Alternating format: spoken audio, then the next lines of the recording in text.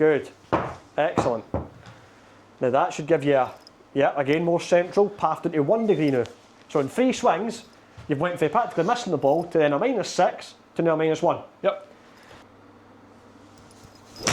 Good, mate. Perfect. Perfect. Love that. -3, again, that's okay. Strikes now in the centre. Brilliant. 7mm heel. We can get that better. We can get that better, but it was here. Aye. 32mm heel. So in 5 shots, you've moved the strike 25mm, and you've moved the path from -8 to -3. Excellent. Now what does it look like in terms of a swing? So we find that -9 path again. There it is. You can see that strike point there. Yep. And we look at, just pick this one. You can see the strike point there. Yep. Different. If we jump into the video, if we go the before one at the left hand side, which is that one, and we compare it to the newer one, take the lines away, keep it easy. Now, what we're looking to see is, if we use the hand path line, so the blue line as a reference point. Now, bearing in mind we're only focused on the backswing here, no one down swing just yet.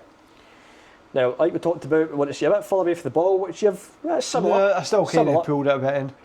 Now, as we go back, the second phase of the backswing, you're now getting the hands to go behind you more. As you get to the top of the backswing, with them both, we can see that this gap in here, we've now got rid of that. Yep. It's now gone. Great. You've got a much better arm plane and shoulder plane. They kind of match now. Whereas there you had shoulder plane was there. Right. Arm plane too high. Because elbows came out. Yep. So elbows detached, arm plane's got too high. And now from this left hand video you're expecting a steep downswing, which we got. But now on the one on the right, because we've made the backswing more efficient, more deeper, now on the way back, on the way down, sorry I should say, look where the club lands at this point.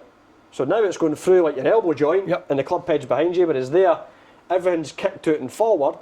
Hands are now too far in front too early. You've lost the depth in your hands too quickly and too early.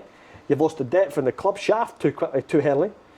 And again from there, it's only got one thing written all over it, and that's club head out there, right, cutting across it. But look where the club head is in that point. It's actually more left of the golf ball. Yep.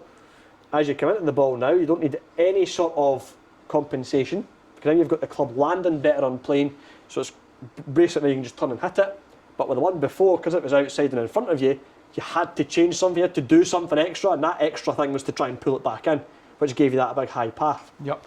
And that's why, quite quickly, well, really quickly in fact, 5 shots, again we've went from -8 and a strike here to -3 and a strike here. Excellent.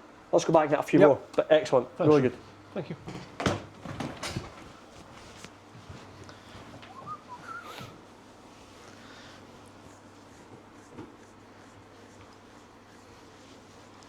Right, a bit of distance there.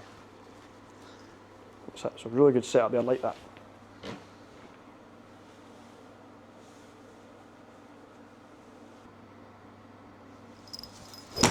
Super. Club path, -1. Strike central. Brilliant. Nice. That was better. Path 0. That's better. That's more what we're talking about. Backswing's good, arms detached, depth's good. There you go. Again, I'll just replay that. I'm going to try and play it a bit slower if I can. Can I get it slower than that? I can, yep. Yeah, Just want to have a quick gander at that. So, second phase, we want to see it to go more. Actually happens in the first phase, but that's not necessarily a bad thing. Good at the top, much better at the eye. And even that, for me, that still image answers all the questions. I think we've discussed this before, about talking about my bad habit, about this elbow. Yep. So I get to the top, and then in my transition, my elbow wants to kind of peter out here, which then steepens the shaft, as you can imagine, and then I've got to try and shallow it at the bottom end. So the drill I've tried to do is a re-rehearsal on the golf course. It's similar to what we just did there, by taking your hand off it and drop the club in, but I would do this. So go to the top, and I would take all the pressure at my right hand. So I literally take all my fingers off it. I'll do that in the golf course as a practice swing. Yeah, yeah. So I'll stand to the side, go to the top, thumb and 3 fingers off, lower, through. And I'll go hit it. I'll keep this right hand as relaxed as I can. Like that right hand is barely touching the club when I'm actually playing. It's on the club, but it's not on with any great deal of pressure. My right arm's like mega loose.